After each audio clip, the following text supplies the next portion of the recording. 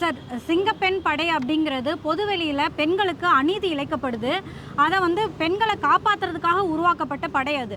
அதே மாதிரி பார்த்திங்கன்னா, இணைய வழியில் பெண்களுக்கு அநீதியும் ஆபாசமாக பேசுகிறாங்க.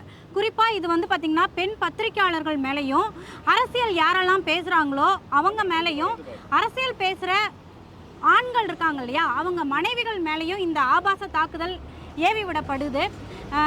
போன ஆட்சியில் பார்த்திங்கன்னா, இதே மாதிரி பெண்கள் நாங்கள்லாம் கதறிக்கிட்டு இருந்தோம், எங்களை ஆபாசமாக பேசுகிறாங்க அப்படின்னு சொல்லிட்டு. ஆனால் யார் ஆபாசமாக பேசுகிறாங்களோ அவங்களே பார்த்திங்கன்னா முதலமைச்சர்கிட்ட போயிட்டு நின்று ஃபோட்டோ எடுத்திருப்பாங்க. அதை தொடர்ந்து காவல்துறை அவங்க மேலே கை வைக்க முடியாது. அது மட்டும் இல்லாமல் DMK ecosystem code word accepted அப்படின்னு சொல்லிட்டு அவங்கள காப்பாற்றுவாங்க. பட் இப்போது ஆட்சி மாறி இருக்குது. முதலமைச்சர் விஜய் அவர்கள் ஒரு பெண்ணோட கூக்குரலை கேட்டு, அவங்களுடைய கதலை கேட்டு கைது நடவடிக்கையில் ஈடுபட்டிருக்காரு. சூர்யா அவர்கள் கைது செய்யப்பட்டிருக்காங்க. திருமதி அலிஷா அழுததை, அவங்க மேலே நடந்த ஆபாச தாக்குதல் எல்லாருமே பார்த்துருப்பீங்க. என்ன எனக்கு புரியலைன்னா, ஆட்சி மாறி கூட இப்படி பேசலான்ற துணிச்சல் அவங்களுக்கு எங்கேருந்து வந்தது அப்படின்னு தெரியல. ஸோ முதலமைச்சர் விஜய் அவர்கள் கைது பண்ணியிருக்காங்க. அதுக்காக மிக்க மகிழ்ச்சி. ரொம்ப ரொம்ப நன்றி திரு முதலமைச்சர் விஜய் அவர்களுக்கு நான் சொல்லிக்கிறேன். மாலதி அவர்களோடு சேர்ந்து திரு அலிஷா அப்துல்லா அவர்கள் சார்பாகவும், மாலதி அவர்கள் சார்பாகவும், தமிழக முதலமைச்சர் திரு விஜய் அவர்களுக்கும், சென்னை மாநகர காவல்துறை ஆணையர் திரு அமல்ராஜ் அவர்களுக்கும், இந்த நடவடிக்கையை எடுத்த காவல்துறை அதிகாரிகள் அத்தனை பேருக்கும் எனது நன்றியை தெரிவித்துக் கொள்கிறேன். இந்த புகாரை பற்றி விரிவாக மாலதி அவர்கள் பேசிட்டாங்க. அதனால் நான் இந்த புகாருக்குள்ளே போக விரும்பலை. நான் இன்றைக்கு உங்களை சந்திக்க வேண்டும் என்று நினைத்ததற்கான மிக முக்கியமான காரணம், தமிழக மின்வாரிய அலுவலகத்தில் திருடு போன அந்த 18 ஹார்ட் டிஸ்க்குகள். இந்த விவகாரத்தில் நமக்கு தெரியாமல் ஏராளமான விஷயங்கள் நடந்து கொண்டிருக்கின்றன. திரு செந்தில் பாலாஜி அவர்களை காப்பாற்றுவதற்காகத்தான் இந்த ஹார்ட் டிஸ்க்குகள் காணாமல் போயிருக்கின்றன என்று நான் வெளிப்படையாக குற்றம் சாட்டுகிறேன். நண்பர்களே, கடந்த 30 ஏப்ரல் 2026 அன்று மாண்புமிகு சென்னை உயர்நீதிமன்றம் டிரான்ஸ்ஃபார்மர் கொள்முதல் விவகாரத்தில் மத்திய புலனாய்வு முகமையான சென்ட்ரல் பியூரோ ஆஃப் இன்வெஸ்டிகேஷன் விசாரணை நடைபெற வேண்டும் என்று உத்தரவிட்டது. ஒரு ஹைகோர்ட்டு டக்குன்னு எடுத்தோடனே, நீங்கள் இன்றைக்கி பெட்டிஷன் போட்டவுடனே டக்குன்னு சிபிஐ இன்வெஸ்டிகேஷன்லாம் போட மாட்டாங்க. சீஃப் ஜஸ்டிஸ் தலைமையிலான அந்த டிவிஷன் பெஞ்சு இது மாநில அரசு விசாரிக்கக்கூடாது என்பதில் கன்வின்ஸ் ஆகி ஒரு உத்தரவை போடுகிறார்கள். அதற்கு பிறகு புதிய அரசு பொறுப்பேற்கிறது. மின்சாரத்துறைக்கு அமைச்சராக திரு நிர்மல்குமார் அவர்கள் நியமிக்கப்படுகிறார். நியமனம் செய்யப்பட்ட உடனேயே அவர் மின்வாரியத்தின் தலைமையகத்துக்கு சென்று ஆய்வுகளை நடத்துகிறார். அவர் ஆய்வு நடத்தியும் போதே ஹார்ட் டிஸ்க்குகள் காணாமல் போய்விட்டன. நீங்கள் நல்லா கவனிக்கணும். ஊடகங்களில் வந்திருக்கக்கூடிய செய்திகள் அவர் ஆய்வு நடத்தின பிறகு காணாமல் போனதாக கூறுகின்றன. மே 20, 2026 அன்று ஹார்ட் டிஸ்க்குகள் காணாமல் போயிருக்கின்றன. இந்த விவகாரத்தில் உண்மை வெளியே வரக்கூடாது, உண்மைகள் திரிக்கப்பட வேண்டும், என்ன நடந்தது என்பது பொதுமக்களுக்கு தெரியக்கூடாது என்பதில் இந்த அரசும் முனைப்பு காட்டுகிறதோ என்ற சந்தேகம் எனக்கு இருக்கிறது. மே 20ஆம் தேதி ஹார்ட் டிஸ்க்கு காண போகுது. ஜூன் 1ஆம் தேதி அன்று சிந்தாதிரிப்பேட்டை காவல் நிலையத்தில் சென்று மலர்விழி என்ற மின்வாரியத்தை சேர்ந்த அதிகாரி புகார் அளிக்கிறார். மே 20 முதல் ஜூன் 1 வரை புகார் அளிக்காமல் அமைதி காத்ததன் நோக்கம் என்ன? இந்த ஹார்ட் டிஸ்க் காண போகிறது, எவிடன்ஸ் காண போகிறது, இதெல்லாம் சாதாரணமான விஷயமாக நீங்கள் எடுத்துக்கொள்ளக்கூடாது. ஊடக நண்பர்கள் உங்கள் பலருக்கு நினைவிருக்கும் என்று நினைக்கிறேன். ஒரு சில ஆண்டுகளுக்கு முன்னால் குட்கா ஊழல் என்ற ஒரு மிகப்பெரிய ஊழல், அதில் முன்னாள் காவல்துறை டிஜிபிக்கள் திரு ஜார்ஜ், திரு டி கே ராஜேந்திரன், அப்போதைய சுகாதாரத்துறை அமைச்சர் திரு சி விஜயபாஸ்கர் ஆகியோர் சம்பந்தப்பட்டிருந்தனர். வருமான வரித்துறையினர் நாங்கள் இந்த குட்கா கோடவுனில் சோதனை நடத்தினப்போ இவ்வளோ பேர் மாதந்தோறும் குட்கா தயாரிப்பாளர்களிடம் இவ்வளவு பணம் வாங்கியிருக்கின்றனர் என்று எங்களிடம் ஆதாரம் கிடைத்திருக்கிறது. நீங்கள் இதன் மீது நடவடிக்கை எடுங்கள் என்று அப்போதைய தலைமைச் செயலாளர் திரு ராம்மோகன் ராவ் அவர்களுக்கு கடிதம் அளித்தனர். அதற்கு பிறகு தலைமைச் செயலாளரான திருமதி கிரிஜா வைத்தியநாதன் அவர்கள் அப்படி ஒரு கடிதம் எங்களுக்கு வரவே இல்லை என்றார். செல்வி ஜெயலலிதா அவர்கள் இறந்த பிறகு போயஸ் தோட்டத்திலே நடைபெற்ற வருமான வரித்துறை சோதனையில் வருமான வரித்துறை தலைமைச் செயலாளருக்கு எழுதிய கடிதம் போயஸ் தோட்டத்திலிருந்து கைப்பற்றப்பட்டது என்பதை நீங்கள் மறந்துவிடக்கூடாது. தடயங்களும் ஆதாரங்களும் இப்படித்தான் அழிக்கப்படும். உங்கள் யாருக்கும் தெரியாத ஒரு விவகாரத்தை நான் சொல்கிறேன். முன்னாள் அமைச்சர் திரு செந்தில் பாலாஜி அவர்கள் மீது போக்குவரத்து கழகங்களில் ஓட்டுநர், நடத்துனர், mechanic, junior engineer, assistant engineer ஆகிய பல்வேறு பணியிடங்களுக்கு லஞ்சம் வாங்கி கொண்டு நியமனங்களை வழங்கினார் என்ற ஒரு வழக்கு நீண்ட காலமாக நிலுவையிலிருந்து பின்னாளில் அமலாக்கத்துறை அந்த வழக்கில் தான் அவரை கைது செய்து 1.5 ஆண்டுகள் சிறையில் வைத்திருந்தது என்பது உங்களுக்கு நினைவிருக்கும். இந்த வழக்கை திரு செந்தில் பாலாஜி அவர்கள் மீது பதிவு செய்தது சென்னை மாநகர காவல்துறை. இந்த வழக்கு பதிவு செய்யப்பட்ட ஆண்டு 2015. திரு செந்தில் பாலாஜி அவர்கள் அதிமுக, அமமுக ஆகிய கட்சிகள் எல்லாம் இருந்துவிட்டு திராவிட முன்னேற்ற கழகத்திலேயே போய் சேர்ந்து விட்டார். இந்த வழக்கின் விசாரணை 2021 திரு எடப்பாடி பழனிசாமி அவர்களின் ஆட்சி முடியும் தருவாயில் தான் வேகம் பிடிக்கிறது. அப்போதுதான் திரு செந்தில் பாலாஜி அவர்களுக்கு நாம் கைது செய்யப்படக்கூடும் என்ற எண்ணமே ஏற்படுகிறது. திரு செந்தில் பாலாஜி அவர்களும் அவரது தம்பி திரு அசோக் அவர்களும் சென்னை உயர்நீதிமன்றத்தில் முன்ஜாமீன் கேட்டு மனு தாக்கல் செய்கிறார்கள். அப்போது காவல்துறையிடம் இவர்களுக்கு முன்ஜாமீன் வழங்கலாமா வேண்டாமா என்று கேட்டபோது, ஐயா நாங்கள் எல்லா இடத்துலையும் சோதனை பண்ணிட்டோம், ஒரே ஒரு இடத்துல மட்டும் சோதனை பண்ணல. அது எங்கே என்றால் செந்தில் ஆரேபுரத்தில், ராஜா அண்ணாமலைபுரத்தில் இருக்கும் திரு செந்தில் பாலாஜி அவர்களின் வீடு. சரி ஏங்க சோதனை பண்ண, அந்த வீடு பூட்டிருங்க, சாவி என்கிட்ட இல்லை, அது செந்தில் பாலாஜியோட வீடு, அந்த வீட்டோட சாவியை கொடுக்க சொல்லுங்கள், சோதனைக்கு ஒத்துழைப்பு கொடுக்க சொல்லுங்கள், அதுக்கப்புறம் முன்ஜாமீன் கொடுக்கறதா இல்லையான்றதை நீதிமன்றம் முடிவு பண்ணுங்கன்னு சொல்லும்போது மாண்புமிகு நீதியரசர் திரு ஆதிகேசவல் அவர்கள் செந்தில் பாலாஜி தரப்பினரை பார்த்து, அந்த வீட்டோட சாவியை கொடுக்குறீங்களா, 100 CRPC படி உடச்சு சர்ச் பண்ண சொல்லவா என்று கேட்கும் பொழுது செந்தில் பாலாஜி தரப்பில் நாங்கள் சாவியை கொடுத்துறோம், எங்களுக்கு முன்ஜாமீன் கொடுங்க என்று கூறுகிறார். சென்னை மாநகர காவல்துறையில் சென்ட்ரல் கிரைம் பிரான்ச்சில் அப்போது இருந்த ஒரு அற்புதமான புலனாய்வு குழு அந்த வீட்டை திறந்து சோதனையிட்ட போது 5 மொபைல் போன்கள், 2 ஹார்ட் டிஸ்குகள், 5 பென்டிரைவ்கள் கைப்பற்றப்படுகின்றன. அந்த ஹார்ட் டிஸ்குகளில் கிட்டத்தட்ட 8000 நியமனங்கள், 8000 நியமனங்களும் பணத்தை வாங்கி கொண்டு செய்த நியமனங்கள், 8000 நியமனங்களை செய்ததற்கான தடயங்கள் அந்த ஹார்ட் டிஸ்கில் இருந்தது. அந்த பென்டிரைவில் managing director of metropolitan transport corporation போட வேண்டிய நியமனங்களை செந்தில் பாலாஜி அவர்களின் தம்பி அசோக் இமெயில் மூலம் அனுப்பியது தெரிய வந்தது. இந்த அத்தனை ஆதாரங்களும் அந்த ஹார்ட் டிஸ்கில் இருந்தன. அந்த ஹார்ட் டிஸ்குகள் தான் இன்று வரை செந்தில் பாலாஜி வழக்கை எதிர்நோக்க காரணமாக அமைந்திருக்கிறது என்பது உங்களுக்கு சொல்லுவதன் மூலம் இப்போது மின்வாரியத்தில் காணாமல் போன ஹார்ட் டிஸ்குகளின் முக்கியத்துவம் என்ன என்பதை நீங்கள் புரிந்து கொள்ள வேண்டும் என்று நான் நினைக்கிறேன். ஃபர்ஸ்ட் அமைச்சர் அவர்கள் டைம்ஸ் ஆஃப் இந்தியாவில் நேற்றைக்கு முன்தினம் முதல் பக்கத்தில் ஹார்ட் டிஸ்குகள் காணாமல் போயுள்ளன,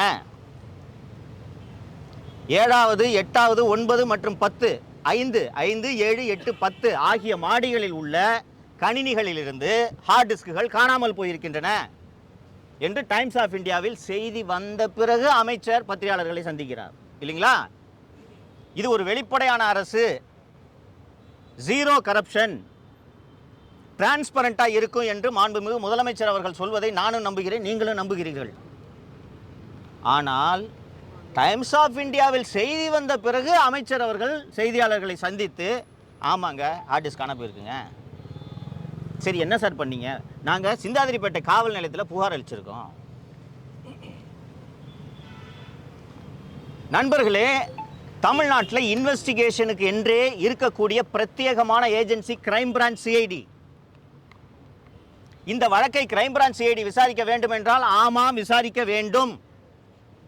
சிந்தாதிரிப்பேட்டை போலீஸ் ஸ்டேஷனில் போய் நீங்கள் கம்ப்ளைண்ட் கொடுத்தீங்கன்னா அவங்க பந்தோபஸ்து பார்ப்பாங்களா, இன்வெஸ்டிகேட் பண்ணுவாங்களா?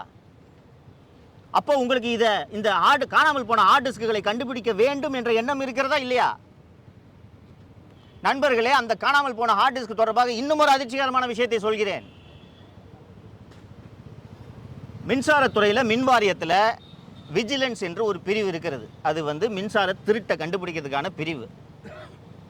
ஒரு லிமிட்டட் ஸ்ட்ரெங்த்தில் தான் அது பணியாற்றுகிறது என்றாலும் அதன் தலைமை பொறுப்பில் இருக்கக்கூடியவர் கூடுதல் டிஜிபி அந்தஸ்தில் இருக்கக்கூடிய ஒரு அதிகாரி. இப்போது அந்த பதவியில் இருப்பவரின் பெயர் திரு ஆயுஷ்மணி திவாரி. நண்பர்களே, அவருடைய அலுவலகத்தில் இருக்க ஹார்ட் டிஸ்கை காணாங்க. அப்போது மின்சாரத்துறை அமைச்சர் திரு நிர்மல்குமார் அவர்கள் என்னதான் ஆய்வு செய்தார்? Sir, April 30 Madras high court division bench CBI investigation transformer கொள்முதல்ல சிபிஐ இன்வெஸ்டிகேஷன் போட்டிருக்குங்க. அந்த ஆதாரங்களை எல்லாம் சேகரித்து பத்திரமாக கொடுக்க வேண்டியது இந்த அரசின் கடமையா இல்லையா? காணாம போச்சு ஹார்ட் டிஸ்க்ன்றீங்க. எங்க யாருங்க எடுத்தா சிசிடிவியை வச்சு கண்டுபிடிக்கலாம்னு கேட்டா சிசிடிவி 4 மணியில் வேலை செய்யலன்றாங்க. சார், அப்ப என்ன சார் ஆய்வு பண்ணீங்க நீங்க? நினைக்க நெஞ்சம் பதறுகிறது தோழர்களே. நான் 18 ஆண்டுகள் லஞ்ச ஒழிப்பு துறையில் பணியாற்றி இருக்கிறேன். ஒரு அரசு அலுவலகத்தில் இப்படி ஆவணங்கள் காணாமல் போகாது. இன்னைக்கு இந்த செய்தி பரபரப்பாகி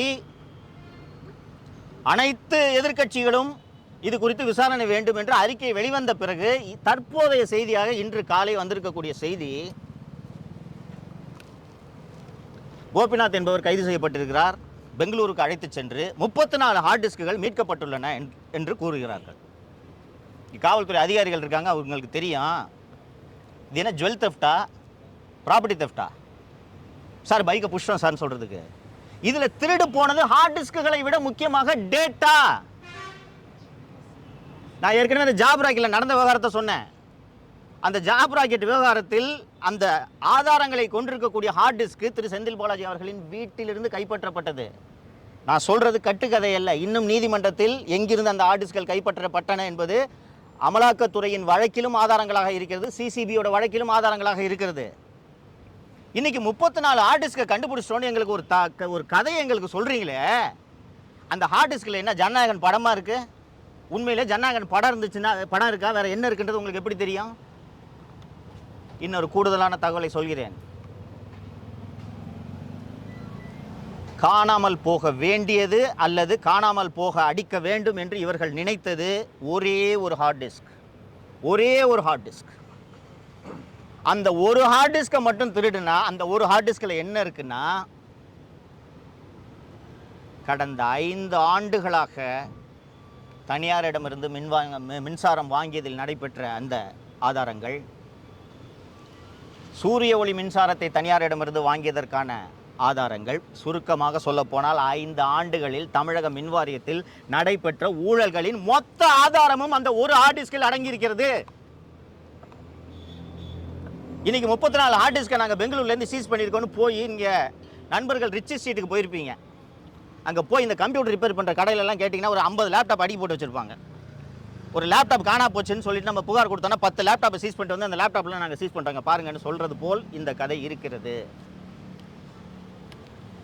நான் தமிழக அரசை மாண்புமிகு முதல்வரை கேட்டுக்கொள்வதெல்லாம் ஒன்றே ஒன்றுதான். டிரான்ஸ்ஃபார்மர் கொள்முதலில் மிகப்பெரிய ஊழல் நடைபெற்றிருக்கிறது என்று சிபிஐ விசாரணைக்கு உத்தரவிடப்பட்டிருக்கக்கூடிய இந்த சூழ்நிலையில் அது தொடர்பான திருட்டு வழக்கையும் சிபிஐ தான் விசாரிக்க வேண்டும். சிந்தாதிரிப்பேட்டை காவல் நிலையமோ தமிழக காவல்துறையோ விசாரிப்பது பொருத்தமாக இருக்காது. இந்த விசாரணையின் மீது தமிழக மக்களுக்கு நம்பிக்கை ஏற்படுத்தும் வகையிலும் இது இருக்காது. ஏன் தமிழக காவல்துறை இந்த விசாரணை எல்லாம் நடத்தக்கூடாது என்று நான் சொல்லிக் கொண்டிருக்கிறேன் என்றால்,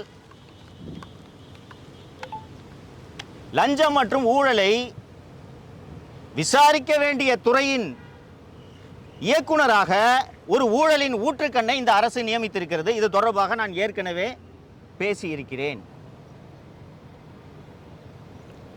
செல்வி ஜெயலலிதா அவர்களின் அரசுக்கு எப்படி ஒரு சசிகலா இருந்தாரோ அதுபோல தமிழக முதலமைச்சர் திரு விஜய் அவர்களின் அரசாங்கத்துக்கு விகடனின் முன்னாள் ஆசிரியர் திரு கலை என்கிற கலைச்செல்வன் இருக்கிறார் என்று நான் வெளிப்படையாக குற்றம் சுமத்துகிறேன். நான் பேசிக் கொண்டிருக்கக்கூடிய இந்த தருணத்திலே கலை அவர்கள் போயஸ் தோட்டத்திலே உள்ள ஆதவ அர்ஜுனாவின் அலுவலகத்தில் அமர்ந்த அதிகாரிகளை சந்தித்துக் கொண்டிருக்கிறார். செல்வி ஜெயலலிதா அவர்களின் அரசாங்கத்தில் ஒரு நல்ல விஷயம் என்னன்னா, சசிகலா செய்யும் தவறுகளை உளவுத்துறையின் மூலமாக கண்டறிந்து செல்வி ஜெயலலிதா அவர்களே நிவர்த்தி செய்வார். அந்த ஆட்சி காலத்தில் நீங்கள் பார்த்துருப்பீங்க, திடீர்னு கமிஷன் மாற்றப்படுவார், திடீரென்று உளவுத்துறை ஐஜி மாற்றப்படுவார், திடீரென்று டிஜிபி மாற்றப்படுவார், அமைச்சர்கள் மாற்றப்படுவார்கள். இது என்னவென்றால் சசிகலாவின் பரிந்துரை உண்மையா இல்லையா, சரியா இல்லையா என்பதை உளவுத்துறையின் மூலமாக கண்டறிந்து மாற்று நடவடிக்கையை எடுப்பார். நான் தூய ஆட்சியை தருவேன், ₹1 கூட யாரையும் திருட விட மாட்டேன், ஏற்கனவே திருடியவர்களை தண்டிக்காமல் விட மாட்டேன் என்று திரு முதலமைச்சர் விஜய் அவர்கள் சொன்னது எனக்கு உள்ளூர மகிழ்ச்சி அளித்தது. குறைந்தபட்சம் ஏற்கனவே திருடியவர்கள் மாட்ட வேண்டுமா இல்லையா? அப்படி அந்த திருடர்களை பிடிக்க வேண்டிய ஒரு துறையின் இயக்குனராக ஊழலின் ஊற்றுக்கண்ணாக இருக்கக்கூடிய திரு அருண் அவர்களை கலைச்செல்வன் அவர்களின் பரிந்துரையில் தான் இந்த அரசு நியமித்தது. ஏன் திரு அருண் அவர்கள் அந்த பதவியில் தொடரக்கூடாது என்பதற்கான மேலும் சில காரணங்களை அடுக்குகிறேன். நண்பர்களே, நான் லஞ்ச ஒழிப்பு துறையில் 18 ஆண்டுகள் பணியாற்றியவன் என்பது உங்களில் எல்லோருக்குமே தெரியும். ஆலந்தூரிலே உள்ள லஞ்ச ஒழிப்புத்துறை இயக்குனரின் அலுவலகம் இருக்கக்கூடிய அந்த மாடியிலேயே லஞ்ச ஒழிப்புத்துறையின் ரகசிய பிரிவும் இயங்குகிறது. ரகசிய பிரிவு என்றால் தமிழகம் முழுக்க ஊழல் தொடர்பான அந்த கோப்புகளை எல்லாம் பரிசீலனை செய்து ஆய்வு செய்யும் பிரிவு. ஒரு 40-50 பேர் அங்கே பணியாற்றுவார்கள். ஒரு பெரிய ஹாலு. இந்த எண்டில் கான்ஃபரன்ஷியல் பிரான்ச் இருக்கும், இந்த எண்டில் டைரக்டர் ரூம் இருக்கும். இங்கேருந்து பார்த்தீங்கன்னா அந்த எண்டு தெரியும். நான் ஏற்கனவே சொன்னேன், லஞ்ச ஒழிப்புத்துறைக்கு சம்பந்தமே இல்லாத, லஞ்ச ஒழிப்புத்துறையோட அந்த பணியாளர் பட்டியலில் இல்லாத ஐயப்பன் என்பவரை திரு அருண் அவர்கள் அழைத்து கொண்டு லஞ்ச ஒழிப்புத்துறைக்கு வந்திருக்கிறார் என்பதை நான் ஏற்கனவே சொன்னேன். இதுபோக சென்னை மாநகர காவல்துறையில் பணியாற்றக்கூடிய 20 காவலர்களை எதற்கென்றே தெரியாமல் திரு அருண் அவர்கள் அழைத்து அவரது அறைக்கு எதிரே இருக்கக்கூடிய இணை இயக்குனரின் அலுவலகத்தை காலி செய்துவிட்டு அங்கே அவர்களை அமர வைத்திருக்கிறார் என்று நான் ஏற்கனவே சொன்னேன். இப்போது அந்த இயக்குனர் அலுவலகத்தை வெளியில் இருந்து பார்த்தால் யார் வருகிறார்கள், யார் போகிறார்கள் என்பது தெரியாத வகையில் ஒரு தடுப்பு எழுப்பப்பட்டுள்ளது. லஞ்ச ஒழிப்புத்துறை இயக்குனர் என்பவர் ஒரு additional DGP, is a public servant, is an officer. அவரை யார் பார்க்க வர்றாங்கன்றதை தெரிஞ்சா என்னங்க, இதில் ரகசியம் எதற்கு என்ன இருக்குது? ஆனால் திரு அருண் அவர்கள் ஏன் இந்த தடுப்பை எழுப்பினார்? ஏன் லஞ்ச ஒழிப்புத்துறைக்கு சம்பந்தம் இல்லாத ஐயப்பனை வைத்திருக்கிறார்? ஏன் லஞ்ச ஒழிப்புத்துறைக்கு சம்பந்தம் இல்லாத சென்னை மாநகர காவல்துறையின் 20 காவலர்களை அங்கே இப்போதும் வைத்திருக்கிறார் என்பதற்கான காரணம் தெரிந்துவிட்டது. நண்பர்களே, கடந்த அக்டோபர் 2025 முதல் அமலாக்கத்துறை 4 கடிதங்களை தமிழக டிஜிபிக்கு அனுப்பியிருக்கிறது. அந்த 4 கடிதங்களுமே முன்னாள் அமைச்சர் மற்றும் எனது அருமை நண்பர் திரு KN நேரு அவர்கள் செய்த பல 1000 கோடி ஊழல்கள் தொடர்பான ஆதாரங்களை அமலாக்கத்துறை பேட்சாக அனுப்பினார்கள்.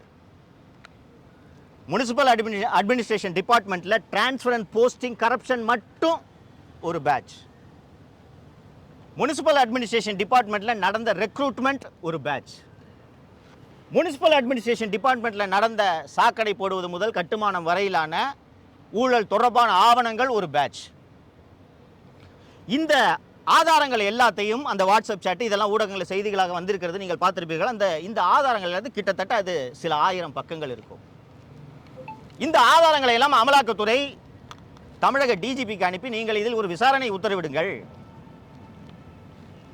பிரிவென்ஷன் ஆஃப் மணி லாண்டரிங் ஆக்டின் படி எங்களுக்கு நாங்கள் நடத்தும் சோதனையில் புதிய குற்றங்கள் தொடர்பான தரவுகள் கிடைத்தால் நாங்கள் அதை சம்பந்தப்பட்ட துறைக்கு அனுப்பிவிடுவோம், அந்த துறை அதன் மீது நடவடிக்கை எடுக்கும், அதன் பின்னால் அதில் உள்ள சட்டவிரோத பண பரிவர்த்தனை தொடர்பாக மட்டும்தான் நாங்கள் விசாரணை நடத்துவோம் என்று அமலாக்கத்துறை தமிழக டிஜிபிக்கு கடிதம் அனுப்பியது.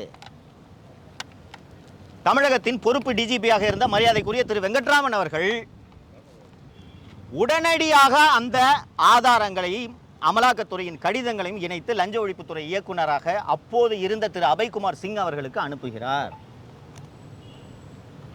அபய்குமார் சிங் அவர்கள் அப்போது இருந்த அரசியல் சூழலின் காரணமாக எந்த நடவடிக்கையும் எடுக்க முடியவில்லை.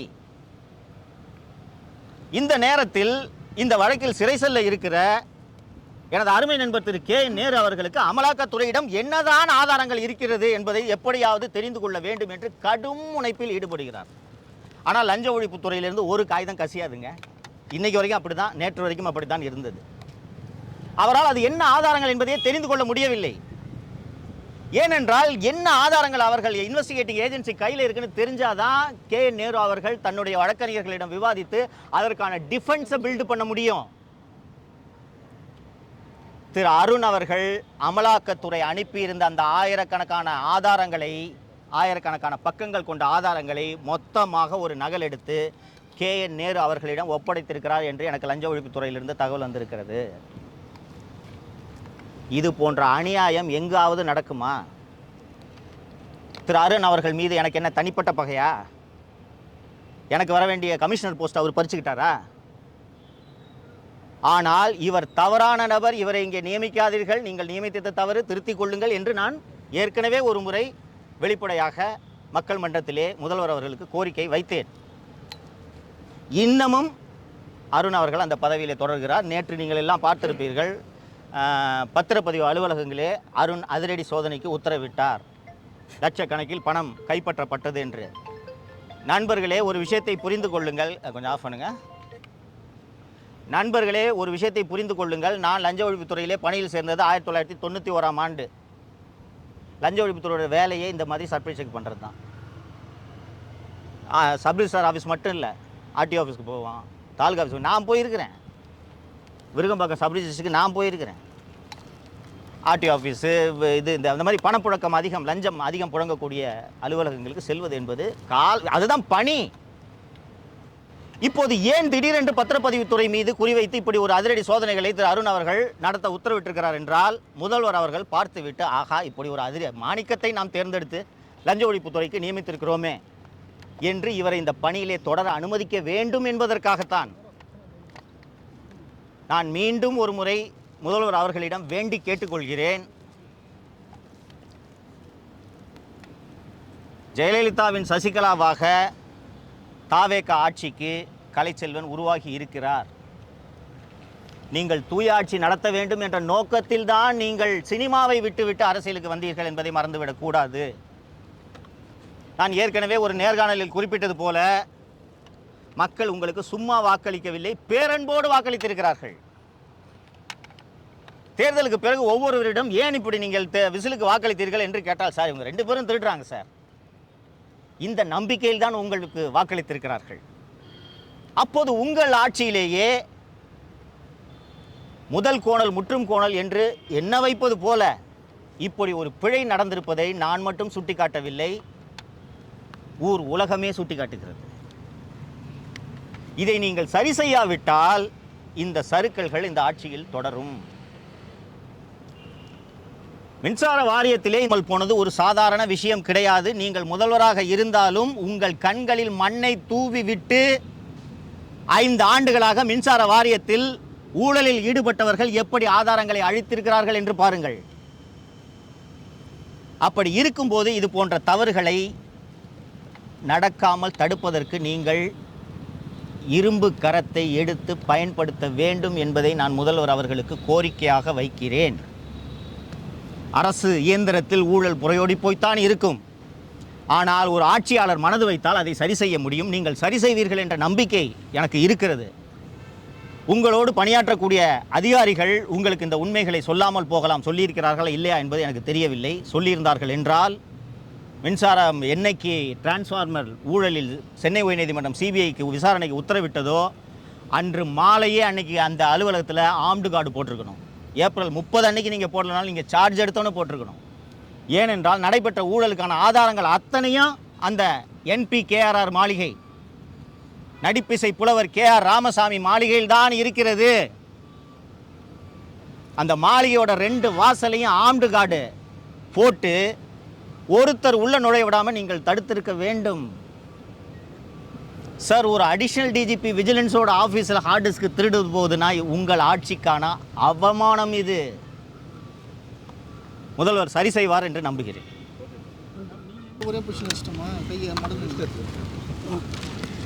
கடந்த திமுக ஆட்சியில் தொடர்ந்து ஒரு பெண் பத்திரிகையாளராக நான் திமுக ஆட்சி மேலே விமர்சனங்களை வச்சேன் அப்படின்ற காரணத்தால் இந்த திருச்சி சூர்யா, முக்தார், அதுக்கப்புறமா நக்கீரன் பிரகாஷ் இது போன்ற திமுகவோட ஏஜென்ட்டுகள் தொடர்ந்து என்ன ஆபாச தாக்குதல்கள் நடத்தினாங்க. அது மட்டும் இல்லாமல் HIV இருக்குது அப்படின்னு சொல்லிட்டு பொய்யான தகவல்களை யூடியூப்பில் பேசினாங்க. கடந்த ஆட்சியில் கண்டிப்பாக உங்களுக்கு எல்லாருக்குமே தெரியும், முதலமைச்சர்கிட்ட நம்ம சொன்ன கோரிக்கைகள் போய் சேர்ந்துச்சானே தெரில. அதனால இன்றைக்கி அலிஷாவுடைய புகாருக்கு திருச்சி சூர்யா அவர்கள் கைது செய்யப்பட்டிருக்காரு.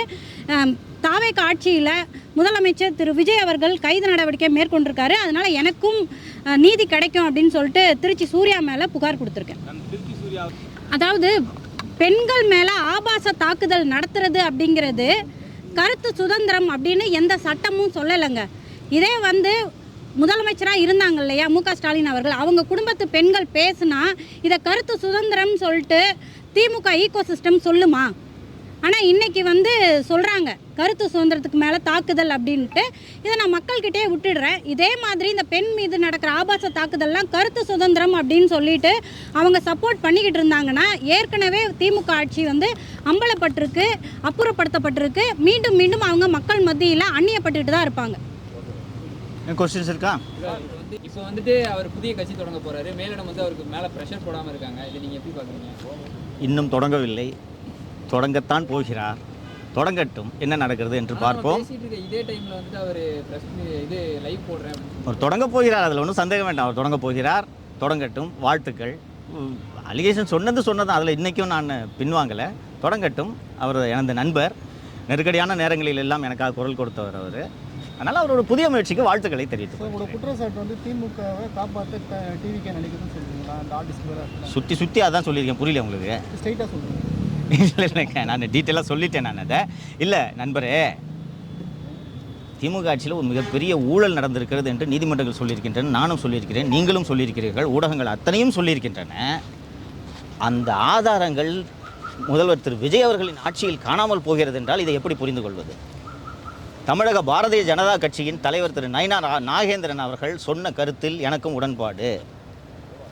கடந்த கால திமுக ஆட்சியில் நடைபெற்ற ஊழல்களில் ஈடுபட்டவர்களை காப்பாற்றும் முயற்சி இந்த ஆட்சியில் நடக்கிறதோ என்ற சந்தேகம் எழுகிறதுன்னு திரு நயினா நாகேந்திரன் அவர்கள் சொல்லியிருக்கிறார்.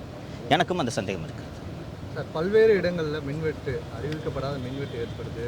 1 மணி நேரத்துக்கு மேலாக, சில நேரத்தில் 4 மணி நேரத்துக்கு மேலாக இருக்குது. இது தாவேக அரசை முடக்கிறதுக்காக சில சதிகள் நடக்குது என்று மக்கள் தொடர்ந்து சொல்கிறாங்க. சார், நேற்றைக்கு செய்தியாளர்களை சந்தித்த மின்சாரத்துறை அமைச்சர் திரு நிர்மல்குமார் அவர்கள் அரசாங்கத்தை யாரும் மிரட்ட முடியாது, அரசு இயந்திரம் அப்படி பயப்படக்கூடியதல்ல, எங்களையெல்லாம் யாரும் மிரட்ட முடியாதுன்னு சொல்லியிருக்காரு. அப்படி இருக்கும்போது எப்படி திமுகவை சேர்ந்தவர்கள் மின்வெட்டுக்கு காரணமாக இருக்க முடியும்? புதிய ஆட்சி கொஞ்சம் அவகாசம் கொடுப்போம். மின்வெட்டு கோடை காலத்தில் அதிக கன்சம்ஷன் காரணமாக மின் தேவை அதிகம் இருப்பதால் ஆங்காங்கே மின்வெட்டு ஏற்படுவது இயல்பு. அதுக்காக நான் அதை சரின்னு சொல்லலை. அதை போர்க்கால அடிப்படையில் சரி செய்வதற்கான நடவடிக்கைகளை திரு நிர்மல்குமார் அமைச்சர் அவர்கள் மேற்கொள்ள வேண்டும்ன்றதான் இந்த நேரத்தில் கோரிக்கையை வைத்துக்கொள்ள விரும்புகிறேன். கூடுதலாக திரு நிர்மல்குமார் அவர்கள் 26/5/2026 அன்று செய்தியாளர்களை சந்தித்த போது மின்சார வாரியத்தில் சில கருப்பு ஆடுகள் இருக்கின்றன அப்படின்னு சொல்லியிருந்தார். உங்களுக்கு நினைவு இருக்குன்னு நினைக்கிறேன். கருப்பு ஆடுகள் இருக்கின்றனன்னு தெரிஞ்சவர் அந்த கருப்பு ஆடுகள் ஆவணத்தையும் ஆர்டிஸ்கையும் திருடுன்றது யோசிக்க வேணாமா? அப்போ எவ்வளவு பாதுகாப்பை ஏற்பாடு செய்திருக்க வேண்டும்? அமைச்சர் அலட்சிய போக்கு. அப்படித்தான் இதை புரிந்து கொள்ள வேண்டியிருக்கிறது. அதாவது விஷயத்தோட தீவிரத்தன்மை அமைச்சர் அவர்களுக்கு புரியவில்லையோ என்று எனக்கு தோன்றுகிறது. உங்களுக்கு ஆயிரக்கணக்கான கோடி ஊழல் நண்பரே. இந்த மற்ற துறை போல மின்சாரத்துறை இல்லை. இந்த மின்சாரத்தை ஒரு யூனிட்டு நார்மலாக இப்போ நம்ம 6 ரூபாயோ 7 ரூபாயோ ஒரு யூனிட்டுக்கு கட்டுறோம்னு நினைக்கிறேன், எக்ஸாக்டாக எனக்கு தெரியல. ஒரு யூனிட்டு 15 ரூபா 18 ரூபா கொடுத்து மின்சார வாரியம் தமிழக அரசுக்காக வாங்குகிறதுனா எத்தனை ஆயிரம் யூனிட்டுகளை வாங்குகிறோம்? எவ்வளவு கொள்முதல் நடக்கும்? நிலக்கரி இறக்குமதி இருக்கிறது, சூரிய ஒளி மின்சாரம் இருக்கிறது, எத்தனை ஆயிரம் கோடி அதில் இன்வால்வ்ன்றதை கொஞ்சம் யோசிச்சு பாருங்கள். அப்போ அதில் ஊழல் நடைபெற்றிருக்கிறது என்று மீண்டும் மீண்டும் கூறும் அமைச்சர் அந்த ஆதாரங்களை பாதுகாக்கத்தானே சார் முதல்ல நடவடிக்கை எடுக்கணும். கருப்பாடு இருக்குன்னு நீங்கள் தான் சொல்கிறீங்க. அப்போ அந்த கருப்பாடை பிடிக்கிறதுக்கு தானேங்க உடனே நடவடிக்கை எடுத்துக்கணும். ஒரு அலுவலகத்தில் சிசிடிவி இருக்கா இல்லையான்றதே தெரியாமல் நீங்கள் என்ன ஆய்வு சார் பண்ணுறீங்க? வருத்தமாக இருக்குங்க. சரிங்களா, நன்றி. பேசும்பொழுது என்ன சொல்லியிருந்தாருன்னா, எஃபிஷியன்ட்டான போலீஸ் ஆஃபீஸரை நியமனம் செஞ்சிருக்கோம் அப்படின்னு சொல்றாரு. உண்மையிலே எஃபிஷியன்ட்டான போலீஸ் ஆஃபீஸர் தானா இப்போ இருக்கிறவங்க நீங்கள் எப்படி பார்க்குறீங்க? பெரும்பாலான அதிகாரிகள் அற்புதமான அதிகாரிகளாக இருக்கிறார்கள். உண்மையிலே மகிழ்ச்சியாக இருக்கிறது. நான் சொன்ன அந்த ஒரு கருப்பாடை தவிர பெரும்பாலான ஏறக்குறைய எல்லா அதிகாரிகளும், பெரும்பாலானட்டு இல்லை, எல்லா அதிகாரிகளும். உங்களுக்கு எல்லை பாதுகாப்பு படையில் பணியாற்றிக்கிட்டு இருந்த ஒருத்தரை எதற்காக அழைத்து வர வேண்டும்? இல்லைங்களா? அங்கே தமிழ்நாட்டில் இல்லையா? பேனலில் 3 பேரை அப்ரூவ் பண்ணி அனுப்புகிறாங்க. எனக்கு டெல்லியிலே மத்திய பணியிலே எல்லை பாதுகாப்பு படையில் இருக்கும் அதிகாரி தான் வேண்டும் என்று ஏன் தேர்ந்தெடுக்கிறார்? நல்ல அதிகாரி. எவ்வளவோ பேர் இருக்கும்போது சென்னை மாநகர காவல்துறைக்கு அமல்ராஜை நியமிக்கிறார். நல்ல அதிகாரி. இந்த கருப்பாட்டை ஏன் லஞ்ச ஒழிப்புத்துறையில் நியமிக்கிறீர்கள் என்பது மட்டும்தான் என்னுடைய குற்றச்சாட்டு.